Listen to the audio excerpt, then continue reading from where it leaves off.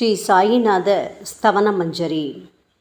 சுக்லாம் பரதரம் விஷ்ணும் சசிவன்னம் சதுர்புஜம் பிரசன்னவதனம் தியாயேத் சர்வ விக்னோபசாந்தயே.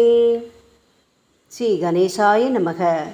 மகா கணபதியே, எல்லாவற்றுக்கும் ஆதாரமானவரே, மயூரேஸ்வரா, எல்லாவற்றுக்கும் சாட்சியாக விளங்குபவரே, கௌரியின் புதல்வரே, எண்ணங்களுக்கெல்லாம் அப்பாற்பட்டவரே, பெருத்த வயிறுடையவரே, ஸ்ரீ கணேசா, எங்களை காத்தருள்வீர்.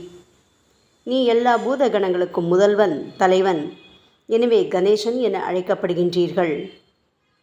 நீ எல்லா சாஸ்திரங்களாலும் ஏற்றுக்கொள்ளப்பட்டவர். புனிதமான முகமுடைய பாலச்சந்திரனே, எங்களை காத்தருள்வீர். ஓ சாரதே, சரஸ்வதியே, கலைவாணியே, வாக்கின் தெய்வமே, நீ வார்த்தைகளுக்கெல்லாம் தலைவி. உலகின் உயிரோட்டத்தின் காரண கர்த்தாவே நீங்கள்தான். நீங்கள் படைப்பாளிகளின் இறைவி. நீங்கள் எப்பொழுதும் இத்தேசத்தின் அணிகலன். எங்கும் நிறைந்திருக்கும் எல்லையில்லாத சக்தியே, சரஸ்வதியே, உங்கள் பாதங்களை வணங்குகிறோம். முழுமையான பரபிரம்மே, மகான்களுக்கு பிரியமானவரே, பண்டரிநாதன் உருவில் வெளிப்பட்ட அவதாரமே, எல்லையற்ற கருணை உள்ளம் கொண்டவரே, பரமதயாளா, பாண்டுரங்கா.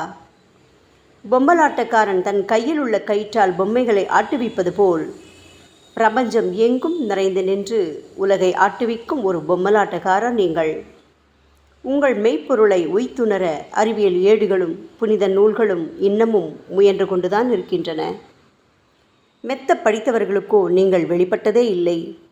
ஓ சக்கரபாணியே, பாண்டுரங்கா, அத்தகைய அறிவற்றவர்கள் வெறும் வார்த்தை ஜாலங்களிலேதான் சிக்கொண்டவர்கள். மகான்கள் மட்டுமே உங்களை உணர்வார்கள். மற்றவர்கள் குழப்பமடைந்துள்ளார்கள். உங்களுக்கு பக்தியோடு கூடிய சாஷ்டாங்க நமஸ்காரத்தை செய்கிறோம். ஓ 5 முகங்கள் கொண்ட சங்கரனே, மனித மண்டை ஓடுகளான மாலை அணிந்தவரே, நீலகண்டரே, திகம்பரா, ஓம்கார வடிவானவரே, பசுபதியே, எங்களை காத்தருள்வீர். எல்லா நேரங்களிலும் எவருடைய உதடுகள் உங்களுடைய நமச்சிவாய நாமத்தை உச்சரிக்கின்றதோ அவர்களது உலகியல் துன்பங்கள் முழுமையாக நீங்கிவிடும். ஓ ஜடாமுடியை தரித்த சிவனே, உங்கள் நாமத்தின் சக்தி அத்தகையது. உங்களது பாதங்களை வணங்கி நாங்கள் ஸ்ரீ சாயிநாதரின் புகழை கூறும் இந்த துதியை எழுதுகிறோம். இந்த அருட்பணி முழுமையடைய எங்களுக்கு அருள்வாயாக நீலகண்டா, ஆலகால விஷமுண்ட சிவனே. இப்பொழுது அத்ரி மகரிஷியின் புதல்வரான தத்தாத்ரேயர், அவரவர் குலதெய்வங்கள் இந்திரன், துகாராம், ஞானிகள் மற்றும் எல்லா சாய் பக்தர்களையும் பணிகிறோம். ஸ்ரீ ஷீரடி சாய்நாதா, உமக்கு வெற்றி கிட்டட்டும். பாவிகளை கடைத்தேற்றும் கருணையுள்ளவரே, உங்கள் பாதங்களில் எங்களது தலையை வைத்து வேண்டுகிறோம். உமது பாதுகாப்பை எங்களுக்கு அருள்வாய். நீங்கள் முழுமையான பரபிரம்மம், ஆனந்தத்தின் இருப்பிடம். நீங்களே விஷ்ணு. மன்மதனை எரித்த ஊமையொரு வாகனும் நீங்களே. சாயி, நீங்கள் மனித வடிவில் தோன்றிய இறைவன். அறிவு என்னும் ஆகாய சூரியன். நீங்கள் கருணை கடல். நீங்கள் பிறவி பிணிக்கு ஓர் அருமருந்து. நீங்கள் ஏழைகளுக்கும் கீழ்த்தட்டு மக்களுக்கும் விரும்பியதை கொடுக்கும் சிந்தாமணிக்கல். நீங்கள் உங்கள் பக்தர்களை பரிசுத்தப்படுத்தும் தெய்வம். உலக வாழ்க்கை என்னும் சம்சார கடலில் மூழ்குபவர்களை காப்பாற்றும் ஓடம். நீங்கள் அஞ்சுபவர்களின் புகலிடம். சாயி, நீங்கள் இந்த பிரபஞ்சம் தோன்ற முதற்காரணமான பரிசுத்த பேரின்ப பேருணர்வு, அதாவது சைதன்யம். நீங்கள் கருணையே உருவானவர். உங்களது பலவிதமான வெளிப்பாடுகளில் இந்த உலகமும் ஒன்று. நீங்கள் பிறப்பற்றவர். சாவும் உங்களை தொட முடியவில்லை. எங்களது நீண்ட ஆழமான சிந்தனைக்கு பின் வெளிப்பட்ட கருத்தே இது என் குருநாதா. பாபா, பிறப்பு இறப்பு என்பவை அஞ்ஞானத்தால் தோன்றும் வெளிப்பாடே. ஓ மகராஜ், நீங்களோ இறப்பும் பிறப்புமற்ற சுதந்திர பறவை அல்லவா? தண்ணீர் நீரூற்றுக்காக தோன்றினால் அதன் ஆதாரம் அங்கு இருப்பதாக அர்த்தமா? ஏற்கனவே நீர் பூமிக்குள் நிரம்பி இருந்தது. பூமியின் உள்ளே இருந்து ஊற்றாக வெளியே வந்தது, அவ்வளவுதான். மணற்படுகையில் நீர் ஊற்றாக வெளிப்பட்டதும் அது நீரோடை என்று பெயர் பெற்றது. தண்ணீர் இல்லாவிட்டால் அது வெறும் மணற்படுகையே. அந்த மணற்படுகையில் தண்ணீர் ஊற்றாக வந்தாலும் அல்லது வற்றி போனாலும் தண்ணீருக்கு அதனால் ஒன்றும் ஆவதில்லை. ஏனென்றால் தண்ணீர் அந்த மணற்படுகைக்கு எந்தவிதமான முக்கியத்துவமும் கொடுப்பதில்லை. ஆனால் அறியாமையால் மணற்படுகையோ நீர் நிரம்பி இருந்தால் அது பெருமைப்பட்டு கொள்கிறது. ஆகையால் நீர் வற்றிய உடனே அது மிகவும் மனவருத்தம் அடைகிறது. இந்த மனித உடலும் ஒரு விதத்தில் அந்த மணற்படுகை போன்றதே. புனித பேரின்ப நிலையை அந்த நீரூற்றின் தூய தண்ணீருக்கு ஒப்பிடலாம். இம்மாதிரி எண்ணற்ற மணற்படுகைகள், அதாவது மனித உடல்கள் இருந்த போதிலும் அவற்றில் உள்ள நீர், அதாவது பேருணர்வு எனப்படும் சைதன்யம் மட்டும் மாறுபடுவதே இல்லை. கருணையுள்ளம் கொண்டவரே சாய்நாதா, நாங்கள் உங்களை ஆதியும் அந்தமும் இல்லாதவர், பிறப்பற்றவர் என்று கூறுவோம். இந்திரனின் கையில் இருக்கும் வஜ்ராயுதம் நீங்கள். இந்த வஜ்ராயுதம் ததீசி என்ற முனிவரின் முதுகெலும்பை கொண்டு தயாரிக்கப்பட்டது. இதுவரை இந்த பூமியில் எத்தனையோ எண்ணற்ற உயிரினங்கள் தோன்றியுள்ளன, இப்பொழுதும் தோன்றிக் கொண்டுதான் இருக்கின்றன. வரும் காலத்தில் மேலும் எண்ணற்ற உருவங்கள் தோன்றத்தான் போகின்றன. அந்த ஒவ்வொரு தோற்றத்திற்கும் ஒரு தனி உருவமும் பெயரும் கிடைக்கும். இந்த உயிர்கள் ஒவ்வொன்றும் பெயராலும் தோற்றத்தாலும் மட்டுமே இவ்வுலகில் அடையாளம் காட்டப்படுகிறது. ஆகையால் அந்த சுத்த பேருணர்வு நிலையை நீ நான் என்று பிரித்து காட்டுவது சரியல்ல. ஏனென்றால் எது இரண்டாக தோன்ற முடியாதோ அதுவே உண்மையில் பரிசுத்த பேரின்ப பேருணர்வு எனப்படும். அது ஒன்றே அனைவரின் உள்ளும் ஆத்மா என்ற பெயரில் உள்ளது. மேலும் உண்மையை சொல்வதானால் அந்த ஒரே ஒரு சுத்த பேரின்ப பேருணர்வு நிலைதான் உலகம் முழுவதும் வியாபித்திருக்கிறது. அப்படி இருக்கையில் நீ நான் என்ற வேற்றுமைகள் எவ்வாறு இருக்க முடியும்? நீருண்ட மேகத்தில் உள்ள நீரின் தன்மை உலகெங்கிலும் ஒன்றே. ஆனால் அது பூமியை அடைந்ததும் வெவ்வேறு தோற்றங்களை நதி, ஏரி, ஊற்று என ஏற்கின்றன. கோதாவரி மணற்படுகையில் விழும் நீர் கோதாவரி நதி என்றழைக்கப்படும். அதே சமயம் கிணறு ஒன்றில் விழும் நீருக்கு அந்த சிறப்பு தகுதி கிடைப்பதில்லை. கோதாவரி நதி மிகவும் புனிதமானது. சாயி, நீங்கள் அதில் உள்ள தூய நீரை போன்றவர், நாங்களோ குளம், குட்டை, சகதியில் உள்ள நீர் போன்றவர்கள். நம் இருவருக்கும் இடையே உள்ள வித்தியாசம் இதுதான். பாபா, எங்கள் வாழ்வின் குறிக்கோளை அடைவதற்கு நாங்கள் உங்களிடம் வரவேண்டும். கூப்பிய கரங்களுடன் உங்கள் பாதங்களை சரணடைய வேண்டும். ஏனென்றால் நீங்கள் ஒருவரே புனிதத்தின் உறைவிடம் என் குருநாதா. புனிதமடைந்த கோதாவரி நதி மணற்பரப்பில் மழை நீர் பாயத் தொடங்கும் போது அந்த நீர் புனிதத்தன்மையை அடையும். அதை வெறும் தண்ணீராக மட்டும் கருதினால் அந்த தண்ணீர் தான் எல்லா இடங்களிலும் இருக்கிறதே. கோதாவரி நதி தீரம் முழுவதும் புனிதமாக கருதப்பட்டது. பூமியின் அந்த மணற்பகுதி அதன் புனித தன்மையை நிர்ணயம் செய்கிறது. நீருண்ட மேகத்தினின்று கீழே விழுந்த நீரின் புனிதத்தன்மையை எந்த பூமியின் பகுதி மாற்றவில்லையோ அந்த பகுதியை கோதாவரி என்று கூறுகிறார்கள். மற்ற பகுதிகளில் விழுந்த நீர் அந்த பகுதியில் உள்ள மண்ணின் குணத்தை ஏற்றுக்கொண்டது, புனித தன்மையை இழக்கிறது. மேகத்தில் பரிசுத்தமாக இருந்த நீர் அசுத்தமாகவும் கசப்பாகவும் உப்பாகவும் மாறிவிட்டது. 6 வித உட்பகைகளான காமம், கோபம், பேராசை, வெறுப்பு, அகங்காரம், பொறாமை இவற்றை அகற்றி புனித உடலெடுத்து வந்த குருநாதா, குருதேவா, தங்களை புனித மகான் என்று அழைப்பதே சால பொருந்தும். ஆகவே நீங்களே புனித கோதாவரி. நாங்கள் உங்களை புனித கோதாவரியாக உருவகம் செய்கிறோம். இயங்கும் அத்தனை படைப்புகளிலும் நீங்கள் சிறப்புற முதன்மை பெறுகின்றீர்கள். உலகம் தோன்றியது முதலே பிரம்மா உயிர்களை படைக்க ஆரம்பித்ததிலிருந்தே கோதாவரி நதி இருக்கிறது. நீர் நிறைந்து பாயும் அந்த நதியில் இன்று வரை தண்ணீர் வற்றியதே இல்லை. ராமர் கோதாவரி நதியின் கரைக்கு வந்தபோது ஓடிக்கொண்டிருந்த தண்ணீர் இன்று வரை அதே இடத்தில் எப்படி இருக்க முடியும்? கோதாவரி நதியின் மணற்படுகை மட்டும் அதேதான். தண்ணீர் கடலை சென்றடைந்து விட்டது. ஆனால் அந்த கோதாவரி நீர் படுகையுடன் புனிதத்தன்மை மட்டும் என்றுமே மாறாமல் இன்று வரை அப்படியே உள்ளது. ஒவ்வொரு வருடமும் பழைய நீர் வெளியேறி புதிய நீர் அதற்குள் பாய்கிறது. உங்களுக்கு தெரிந்த வாழ்க்கை நியதிதானே இது. ஒரு நூற்றாண்டை ஒரு ஆண்டாக கணக்கிட்டால் அந்த நூற்றாண்டில் தோன்றிய முனிவர்கள் பாயும் நீரை போன்றவர்கள். அவர்களில் மிகப்பெரிய மகான்கள் அந்த நீரில் தோன்றும் அலைகள் போன்றவர்கள். இந்த புனித கோதாவரி நதியில் முந்தைய நூற்றாண்டுகளில் சனாதனர், சனதர், சனந்தனர் போன்ற மகான்கள் வெள்ளமாக தோன்றினார்கள். பிறகு நாரதர், தும்புரு, துருவன், பிரகலாதன், மகாபலி சக்கரவர்த்தி, சபரி, அங்கதன், வாயுகுமாரனான அனுமான், விதுரர், கோபர்களும் கோபியர்களும் வெள்ளமாக தோன்றினர். இவ்வாறு இன்று வரை கடந்த நூற்றாண்டுகள் ஒவ்வொன்றிலும் ஒன்றன் பின் ஒன்றாக மகான்களாகிய வெள்ளம் தோன்றியது. அவற்றை எல்லாம் எங்களால் ஞாபகப்படுத்தி கூற முடியவில்லை. ஓ சாயிநாதா, இந்த 19ஆம் நூற்றாண்டில் புனித கோதாவரி நதியில் சந்தேகத்திற்கு இடமில்லாமல் நீங்கள் வெள்ளமாக பாய்ந்தீர்கள். எனவே உமது தெய்வீகமான பாதங்களை தொட்டு வணங்குகிறோம். சாய் மகராஜா, நாங்கள் செய்யும் தவறுகளை தயவு செய்து உங்கள் கவனத்தில் வைத்து கொள்ள வேண்டாம் என மன்றாடி கேட்டுக்கொள்கிறோம். சாயி, நாங்கள் எளியவர்கள், ஏதும் அறியாதவர்கள், தீய குணங்கள் கொண்ட மிகப்பெரிய பாவிகள். எங்களை புறந்தள்ளி விடாதீர்கள், கைவிட்டு விடாதீர்கள். மட்டமான உலோகத்தையும் தங்கமாக மாற்றும் சக்தி கொண்ட ரசவாத கல் இரும்பினுடைய இயற்கையான தன்மைகளை பொருட்படுத்துவதில்லை. அதேபோல் கோதாவரி நதியும் தன்னுள் கலக்கும் சிறு சிறு ஓடைகளை திருப்பி அனுப்புவதில்லை. பாபா, அநேக தீய குணங்களை எங்களுக்குள் கொண்டவர்கள் நாங்கள்.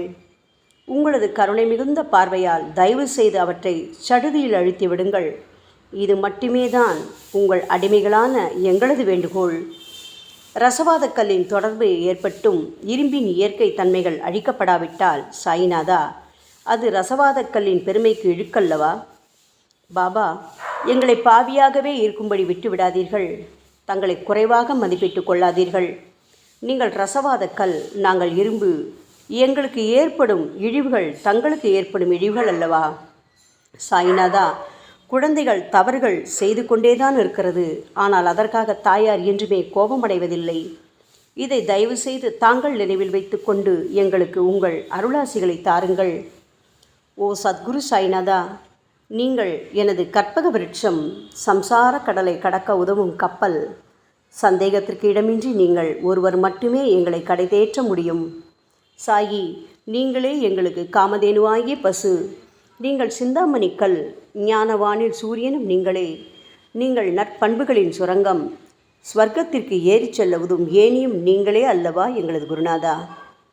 புனித செயல்களின் நிறைகள் நிறைய கொண்டவரே, பரிசுத்தமானவரே, சாந்தி மற்றும் பேரின்பத்தின் மொத்த உருவமே தீனதயாளா, குறைகளற்ற முழுமையான அறிவாக உருவெடுத்தவரே, மனிதர்களில் உன்னதமானவரே, சாந்தி மற்றும் மன்னிப்பதின் உறைவிடமே, எங்களின் அடைக்கலமே, எங்களை ஆசீர்வதியுங்கள், எங்களை ஆசீர்வதியுங்கள்.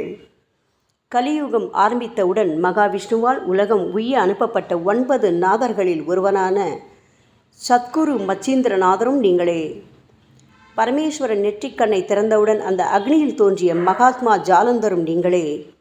நீங்கள் மகாராஷ்டிராவில் தோன்றி பக்தி மார்க்கத்தை பரப்பிய ஞானிகளான நிவிருத்திநாதர், ஞானேஸ்வரர், கபீர்தாசர், ஷேக் முகமது ஏகநாதர். சாயி, நீங்கள் சிவனின் ஓர் அவதாரம், தத்தகுரு. நீங்களே பண்டரிநாதர். நீங்கள் ஆஞ்சநேயரின் மறு அவதாரம் ராமதாசர். நீங்கள் மகாராஷ்டிர ஞானி பாண்டுரங்கன் மீது கீர்த்தனை இயற்றிய துக்காராம். சாயிநாதா, நீங்கள் முஸ்லிம் ஞானி ராமபக்தர் சகாராம். நீங்கள் தத்தாத்ரேயரின் மறு அவதாரம் மாணிக் பிரபு.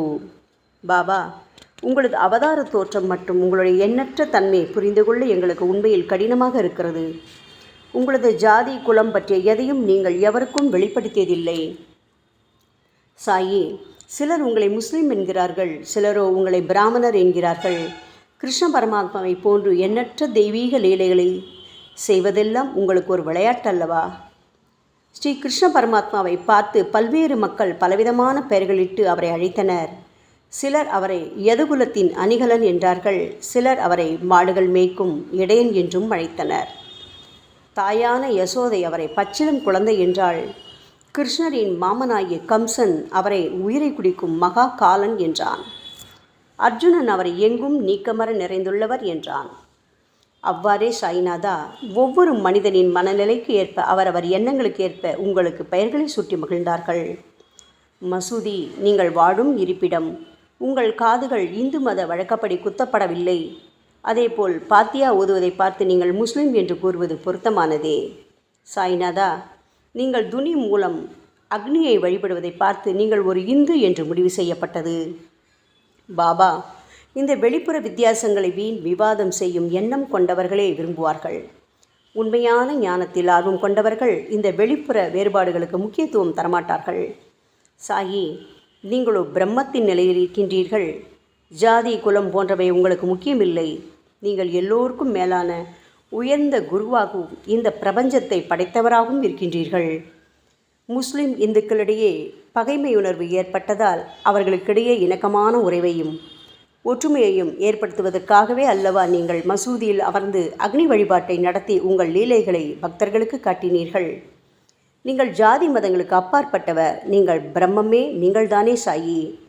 உண்மையில் நீங்கள் எங்களது எண்ணங்களுக்கெல்லாம் அப்பாற்பட்டவர். உங்களை பற்றிய வாதி பிரதிவாதங்கள், ஊகங்கள், ஆதாரம் இல்லாத கருத்துக்கள் இருக்கும் இடத்தில் எங்கள் வார்த்தைகளுக்கு முக்கியத்துவம் எப்படி கிடைக்கும்? ஆனால் சாயிநாதா, உங்களை பார்க்கும் பொழுது எங்களால் மௌனமாக இருக்க முடியவில்லை. வார்த்தைகளால் போற்றுதலே உலக வழக்கம். எனவே உங்கள் அருளாசியுடன் சாயிநாதா, வார்த்தைகளால் எப்படியெல்லாம் உங்களை போற்ற முடியுமோ அவ்வண்ணமே போற்றி புகழ்கிறோம். கடவுளின் நிலையை விட மகான்களின் நிலை வேறுபட்டும் மிக உயர்ந்ததாகவும் இருக்கும். மகான்களின் அருகில் நான் எனது போன்ற எண்ணங்களுக்கு இடமே இல்லை. கடவுளை வெறுத்ததால் இரண்யகசிபுவும் விஷ்ணுவால் கொல்லப்பட்டார். ராமனால் ராவணன் கொல்லப்பட்டன. மகான்கள் கைகளால் இத்தகைய துர்சம்பவங்கள் ஏற்பட்டதே இல்லை. அரசன் கோபிச்சந்தன் முனிவர் ஜாலந்தரரை சாணக்குவியலுக்குள் புதைத்தான். ஆனால் அந்த நிலையிலும் அரசரின் இந்த செயலுக்காக அந்த முனிவர் வருத்தப்பட்டதே இல்லை. அரசனின் அந்த செயலுக்கு நேர்மாறாக அந்த அரசனை சம்சார சூழலிலிருந்து விடுவித்து அவனை முக்தியடை செய்தார். மகான்களின் சக்தி இப்படிப்பட்டதே. அவற்றை விவரித்து கூற முடியாது. மகான்கள் சூரியனின் ஒளியை போன்று பிரகாசிக்கக்கூடியது. சந்திரனின் மென்மையான ஒளிக்கதிர்கள் போல் இதயத்திற்கு ஆறுதல் கொடுக்கும் தன்மை கொண்டது. மகான்களின் அருள் கஸ்தூரியின் நறுமணம் போன்றது. அவர்கள் கரும்பு சாற்றினை போல் இனிப்பானது. மகான்கள் நிச்சயமாக நல்லவர்களிடமும் தீயவர்களிடமும் ஒரே விதமாகவே நடந்து கொள்கின்றனர். அதற்கும் மேலாக பாவிகளிடம் அவர்கள் காட்டும் அன்பு அளவிட முடியாதது. கோதாவரி நதியில் அழுக்கடைந்த துணிகளே சுத்தம் செய்யப்பட வேண்டி வருகின்றன. சுத்தமான துணிகள் கோதாவரி நதியினின்று வெகு தூரத்தில் பெட்டியிலேயே தங்கிவிடுகின்றன. பெட்டியில் வைக்கப்பட்டிருந்த அந்த துணியும் ஒரு முறை கோதாவரி நதிக்கரைக்கு துவைப்பதற்காக வந்தது. இந்த உவமையில் பெட்டிதான் வைகுண்டம், நீங்களே கோதாவரி. கோதாவரி நதிக்கரையே நம்பிக்கை. எல்லா உயிரினங்களும் துணிகள். 6 விதமான மன விகாரங்களான காமம், கோபம், கஞ்சத்தனம், மதம், பொறாமை, மோகம் ஆகியவையே அவைகளை பற்றியுள்ள அழுக்கு. சாய்நாதா, தங்கள் பாதார விந்தங்களை வணங்குவதே கோதாவரியில் செய்யப்படும் புனித குளியல். ஓ சமர்த்தரே, எங்களது எல்லா பாவங்களையும் மன அழுக்கங்களையும் போக்கி எங்களை சுத்தப்படுத்துங்கள் குருநாதா. பாபா, எங்கள் சம்சார வாழ்க்கையில் உழலும் மக்களாகி நாங்கள் மேலும் மேலும் பாவம் செய்கின்றவர்களாக இருக்கிறோம். எனவேதான் உங்களை போன்ற மகான்களின் தரிசனம் பெறுவதற்கு நாங்கள் தகுதியுடையவர்களாகிறோம். கோதாவரி நதியில் தண்ணீர் நிரம்பியுள்ளது. படித்துறையில் துவைப்பதற்காக துணிகள் வருகின்றன. அவை துவைக்கப்பட்டு சுத்தப்படுத்தப்படாவிட்டால் அது கோதாவரி நதிக்கல்லவா இழுக்கை தேடித்தரும். என் குருநாதா, நீங்கள் அடர்ந்த இலைகளுடன் கூடிய நிழலையும் குளிர்ச்சியையும் தரும் மரம். உண்மையில் நாங்கள் எல்லாம் வழிப்போக்கர்கள். எங்களை 3 வித துக்கங்கள், அதாவது இயற்கை இடர்பாடுகளால் வரும் துன்பங்கள், எங்களது உடலுக்கு வரும் நோய் நொடிகள், அஞ்ஞானத்தால் நிரம்பிவிடும் பாவமூட்டை எனப்படும் வெயில் கடுமையாக சுட்டெரிக்கின்றன. கருணாமூர்த்தியே, சாயி, அந்த சுட்டெரிக்கும் 3 வித தாபங்களின் வெப்பத்திலிருந்து தயவு செய்து எங்களை காப்பாற்றும். தங்களது கருணை என்னும் குளிர்ந்த நிழல் இந்த சம்சாரம் என்னும் வாழ்க்கை கடலை கடக்க உதவும் தன்மை கொண்டது. பாபா, மரத்தின் அடியில் அமர்ந்தும் ஒருவன் சூரியனின் சுட்டெரிக்கும் வெப்பத்தை உணர்ந்தால் அது அந்த மரத்தை நிழல் தரும் மரம் என்று கூற முடியுமா என் குருநாதா? சாயி, உங்கள் அருளின்றி இந்த உலகில் நல்லது என்பது ஏற்படுவதில்லை. எனவேதான் தர்மத்தை நிலை நிறுத்துவதற்காக அந்த பரந்தாமனே அர்ஜுனனுக்கு நண்பனாக, வழிகாட்டியாக மற்றும் ஆன்மீகவாதியாக மாறினார். சுக்ரீவனின் அன்பினால் தானே விபீடனன் அரசன் ராமனின் நட்பை பெற்றான். சொல்லப்போனால் ஸ்ரீஹரியும் மகான்கள் மூலமாகத்தான் பெருமை பெற்றார். பிரம்மம் என்பது உருவமற்றது. எனவேதான் வேதங்களால் அதை வர்ணித்து கூற முடியவில்லை. ஆனால் பூமியில் அதை மனித உருவில் தோன்ற வைத்து மகான்கள் அதன் உருவமற்ற தன்மையை மாற்றினர். தாமாஜி என்ற பக்தனுக்காக பகவான் பாண்டுரங்கனை ஒரு தாழ்த்தப்பட்ட குலத்தில் பிறந்தார். சோகமேளா என்ற பக்தருக்காக உலகை காக்கும் தெய்வமே இறந்த எருமைகளின் உயிரற்ற உடல்களை எடுத்தார். மகாராஷ்டிர ஞானி மகான் ஏக்நாத் என்ற பக்தனின் பெருமையை உணர்ந்த பரம்பொருள் பாண்டுரங்கனின் மாறுவிடத்தில் வந்து தண்ணீர் சுமந்து உழைத்தார். உண்மையில் மகான்கள் எல்லாவற்றையும் தாங்கும் சக்தியும் சச்சிதானந்த பிரபுவாகிய இறைவனின் எஜமானர்களே. பாபா, இதற்கு மேல் நாங்கள் சொல்வதற்கு எதுவும் இல்லை. நீங்களே எங்களின் தாயும் தந்தையும். ஷீரடி கிராமத்தில் வசிக்கும் என் சத்குரு சாய்நாதா. சாயி, உங்கள் லீலைகளை எவர் ஒருவராலும் உண்மையிலேயே முழுமையாக புரிந்து கொள்ள முடியாது என்கின்ற பொழுது சாதாரண மனிதனாகிய நான் எவ்வாறு அவற்றை விளக்க முடியும் கூறுங்கள். எல்லா உயிரினங்களையும் காப்பாற்ற நீங்கள் ஷீரடிக்கு வந்திருக்கின்றீர்கள். மண் அகல் விளக்குகளில் வெறும் தண்ணீரை ஊற்றி அவற்றை எரிய வைத்தீர்கள். மிக குறுகிய மரப்பலகையை தொங்கும் ஊஞ்சல் படுக்கையாக்கி உங்கள் யோக சக்தியை உங்கள் பக்தர்களான எங்களுக்கு காட்டினீர்கள். அநேக பெண்களின் மலட்டுத்தன்மையை முழுவதுமாக நீக்கி குழந்தை பாக்கியத்தை பெறச் செய்தீர்கள். உதியின் மூலம் தீர்க்க முடியாத வியாதிகளையும் குணப்படுத்தி பரிபூர்ண சுகம் கொடுத்தீர்கள். என் சாயியே, இவ்வுலக சம்பந்தமான துன்பங்களை நீக்குவது உங்களுக்கு ஒரு பொருட்டே அல்ல. யானை ஒன்று எறும்பை சுமையாக கருதுமா? குருராயா, இப்பொழுது உங்களது பாதங்களை சரணடைந்து விட்டோம். எங்களை திருப்பி அனுப்பி புறந்தள்ளி விடாதீர்கள். எங்களின் மகாராஜ், நீங்கள் அரசர்களுக்கெல்லாம் அரசன். நீங்கள் குபேரனை விட செல்வம் அடைந்தவர். நிச்சயமாக தன்னிகரற்ற வைத்தியர். உங்களை விட மேலானவர் இந்த உலகில் நிச்சயமாக எவரும் இல்லை சாயி. மற்ற கடவுள்களை வணங்குவதற்கு தனித்தனியாக பூஜை பொருட்களும் வழிபாட்டு முறைகளும் உள்ளன. ஆனால் உங்களை வணங்குவதற்கு தகுதியான பொருட்களே இந்த உலகில் இல்லை என் குருநாதா. சூரியனின் ராஜ்யத்தில் தீபாவளி பண்டிகையை கொண்டாடுவதென்றால் எவ்விதமான பொருட்களை கொண்டு அதை கொண்டாடுவோம்? சமுத்திரத்தின் தாகத்தை தணிப்பதற்கு பூமியில் போதுமான தண்ணீர் கிடைக்காது. நெருப்பை சூடாக்குவதற்கு எங்கிருந்து அக்னியை கொண்டு வருவது? ஓ ஸ்ரீ சமர்த்த குருடாயா, பூஜை செய்ய உதவும் பொருட்கள் யாவற்றிலும் இருப்பது உன் ஆத்மாவே. ஆரம்பம் முதலே அவை உன் ஒரு பகுதியே அல்லவா? மேலே கூறப்பட்டவையெல்லாம் தத்வார்த்த ரீதியில் கூறப்பட்டவையே. அனுபவங்களின்றி கூறப்படும் வார்த்தை ஜாலங்கள் வீணே. சம்பிரதாய சடங்குகளின்படி உங்களுக்கு பூஜை செய்ய வேண்டுமென்றால் அதனை செய்வதற்கு தேவையான பூஜை சாமான்கள் எங்களிடத்தில் இல்லையே என் குருநாதா. கருணாமூர்த்தியே, எங்களின் கற்பனை திறனின் அடிப்படையில் உங்களுக்கு வழிபாடு செய்கிறோம். தயவு செய்து அந்த வழிபாட்டை இந்த அடிமைகளிடமிருந்து ஏற்றுக்கொள்ளுங்கள். சாயி, இப்பொழுது எங்களது அன்பு மிகுந்த கண்ணீரால் உங்கள் பாதங்களை கழுவுகிறோம். உண்மையான பக்தி என்னும் சந்தனத்தை அரைத்து சாந்தாக்கி உமக்கு இடுகிறோம். அழகிய வார்த்தைகளால் எழுதப்பட்ட இந்த துதியையை உமக்கு மாலையாக அணிவிக்கின்றோம். எங்களது கெட்ட குணங்களை தூபமாக்கி உமக்கு முன் எரிய விடுகிறோம். உமக்கு முன் எரியும் போது எந்தவிதமான தீய வாசனையும் எழுவதில்லை. சாயி, உமக்கு முன்பு இல்லாமல் வேறு எங்காவது இந்த தூபம் எரிய விடப்பட்டால் அது கீழே உள்ளது மாதிரி ஆகும். அதாவது சாம்பிராணியை நெருப்பில் போட்டவுடன் அது பொசுங்கி அதில் உள்ள நல்ல மனம் என்ற நற்குணம் அதை விட்டு மறைந்து போகிறது. பாபா, உமக்கு முன் அது எரியும் போது எங்களது கெட்ட குணம் என்கின்ற அழுக்குகள் எரிந்து நல்ல குணம் மட்டுமே மிஞ்சியிருக்கிறது. மனதில் உள்ள தீய குணங்கள் யாவும் எரிந்த பிறகு மனம் மாசற்ற தூய கங்கை தீர்த்தம் போல் ஆகின்றது. கருணை மூர்த்தியே, மாயை மோகம் என்ற தீபத்தை உங்கள் முன் ஏற்றி காட்டுகிறோம். அதன் மூலம் எங்களது மனம் வைராக்கியத்தை அடைய அருள்வீராக.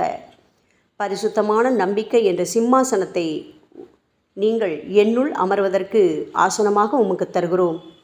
அதில் அமர்ந்து கொண்டு எங்களது பக்தி என்ற நெய்வேத்தியத்தை ஏற்றுக்கொள்ளுங்கள் சாயி. எங்களது பக்தி என்ற நெய்வேத்தியத்தை ஏற்றுக்கொண்டு அதன் சாரை மட்டுமாவது எங்களுக்கு தயவு செய்து கொடுப்பீராக. ஏனெனில் நாங்கள் எல்லாம் உமது பால்குடி மாறாத பச்சிலம் குழந்தைகள் அல்லவா. உங்கள் அருட்பாலில் எனக்கு உரிமை உண்டு. பாபா, என் மனத்தையே உமக்கு தட்சணையாக கொடுக்கிறேன். ஆகையால் நாங்கள் செய்யும் காரியங்கள் யாவற்றிலும் நான் செய்கிறேன் என்று நாங்கள் உரிமை கொண்டாட முடியாது.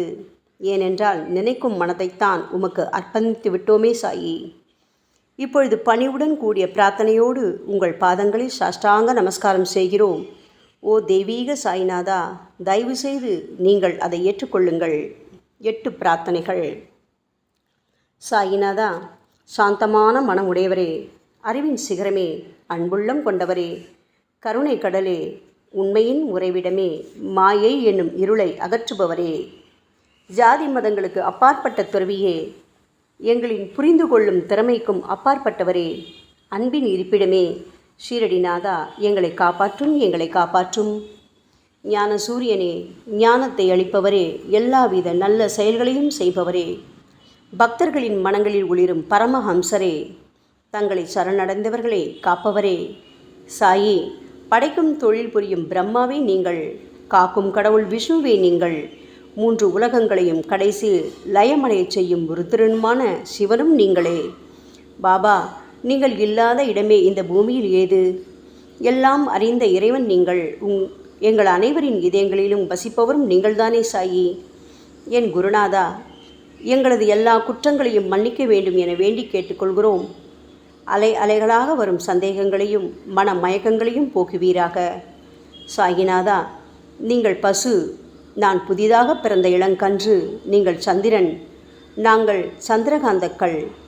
தங்கள் பாதங்கள் புண்ணியத்தை கொடுக்கும் கங்கை நதி. பணிவுடன் சாய் அடிமைகளான நாங்கள் உங்கள் பாதங்களில் வணங்குகிறோம். உங்கள் கைகளை எங்கள் தலைமீது வைத்து ஆசி கூறுங்கள். எங்களது கவலைகளும் துன்பங்களும் அனைத்தும் பறந்தோடட்டும். நாங்கள் எல்லாம் உங்கள் குழந்தைகள் அல்லவா சாயி. பாபா, இந்த 8 துதிகளையும் கூறி நாங்கள் உங்களை சாஷ்டாங்க நமஸ்காரம் செய்கிறோம். எங்களது பாவங்கள், துயரங்கள், ஏழ்மை யாவும் உடனடியாக விலகட்டும்.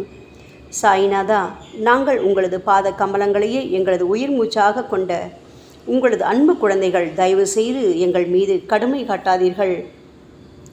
நீங்கள் தூய சந்தனம், நாங்களோ முள்ளடர்ந்த புதர். நீங்கள் புனிதமான கோதாவரி, நாங்களோ பெரும் பாவிகள்.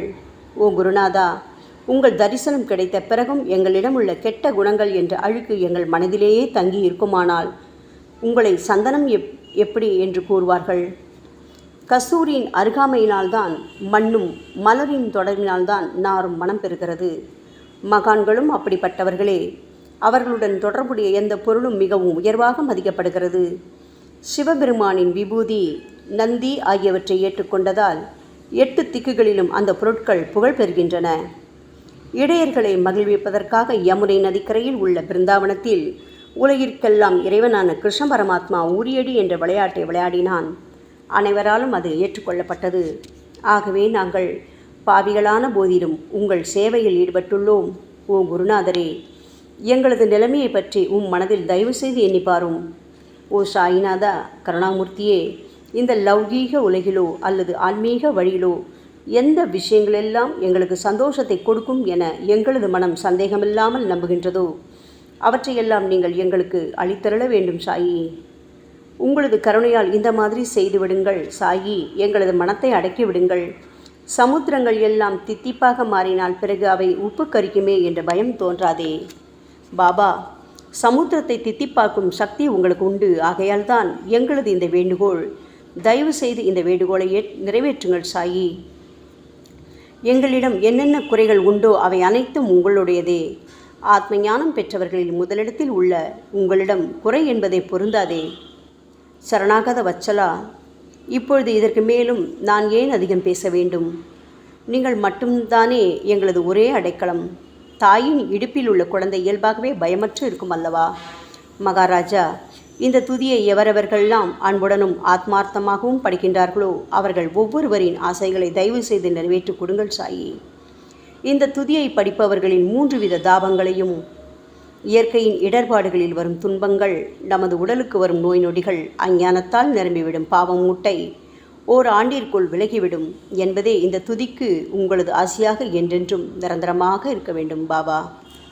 பாராயண முறை. குளித்து முடித்துவிட்டு மனதில் முழுமையான நம்பிக்கையுடன் தொடர்ந்து இந்த துதியை பாராயணம் செய்ய வேண்டும். அப்படி முடியாவிட்டால் வாராவாரம் வியாழந்தோறும் சத்குருவை வணங்கி அவர் உருவை தியானம் செய்து கொண்டு இந்த துதியை பாராயணம் செய்யுங்கள். இதுவும் கூட முடியாவிட்டால் மாதம் வரும் 2 ஏகாதசி தினங்களில் இந்த துதியை பாராயணம் செய்யுங்கள். இது ஏற்படுத்தும் விளைவுகளை பார்த்து அதிசயப்படுவீர்கள். குருமூர்த்தியான சாய்நாதர் இந்த துதியை பாராயணம் செய்பவர்களுக்கு இவ்வுலகியல் ஆசைகளை முழுமையாக உடனடியாக நிறைவேற்றுவார். இந்த துதியை திரும்ப திரும்ப பாராயணம் செய்வதால் முட்டாள்கள் கூர்மையான புத்தியை அடைவார்கள். யாருடைய வாழ்நாளாவது குறைவானதாக இருப்பேன் இந்த துதியை அவர்கள் படிப்பதால் 100 ஆண்டு காலம் வாழ்வார்கள். இந்த துதியை தொடர்ந்து பாராயணம் செய்து வந்தால் செல்வம் குறைவாக ஏழையாக இருந்தால் செல்வத்தின் அதிபதி குபேரன் அவர்கள் வீட்டிற்கு வந்து தங்கி அவர்களுக்கு ஏவல் புரிவான். இது சத்தியம், இது சத்தியம், இது சத்தியம் என 3 முறை கூறுகிறார். குழந்தை செல்வம் இல்லாதவர்கள் இந்த துதியை தொடர்ந்து படித்து வந்தால் குழந்தை செல்வம் பெறுவர். இந்த துதியை படிப்பவர்களின் வியாதிகள் எல்லா பக்கங்களிலும் பறந்தோடிவிடும். வியாதி நின்று குணம் கிடைக்கும்.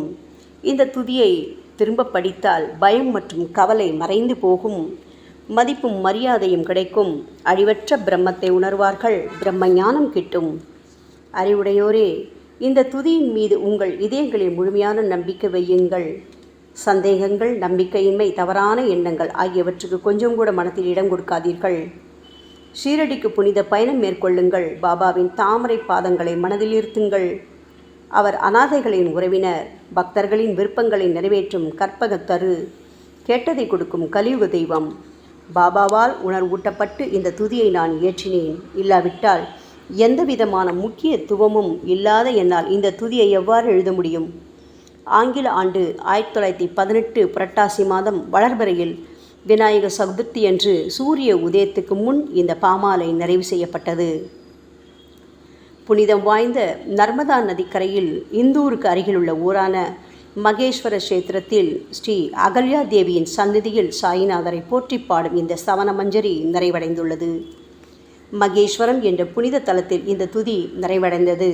ஸ்ரீ சாயிநாதர் என் மனதிற்குள் புகுந்து இந்த துதியின் ஒவ்வொரு வார்த்தையையும் புற வைத்தார். தாஷ்கன் மகராஜ் எல்லா ஞானிகள் மற்றும் துறவிகளின் வேலையாள். எங்கும் மங்களம் பொங்கட்டும். ஸ்ரீ சாயிநாதரை போற்றி பணிவுடன் எழுதப்பட்ட இந்த ஸ்ரீ சாயிநாத ஸ்தவன மஞ்சரி என்ற துதி பாராயணம் செய்பவர்கள் சம்சார கடலை கடக்க உதவட்டும். இது ஸ்ரீ பாண்டுரங்கனுக்கு தாஷ்கனு மற்றும் சாய் பக்தர்களின் நம்பிக்கை மற்றும் பணிவோடும் கூடிய பிரார்த்தனை. மங்களம், சுபமங்களம். ஸ்ரீ சச்சிதானந்த சமர்த்த சத்குரு ஸ்ரீ சாய்நாத் மகராஜ் கி ஜெய். ஓம் சாய்ராம்.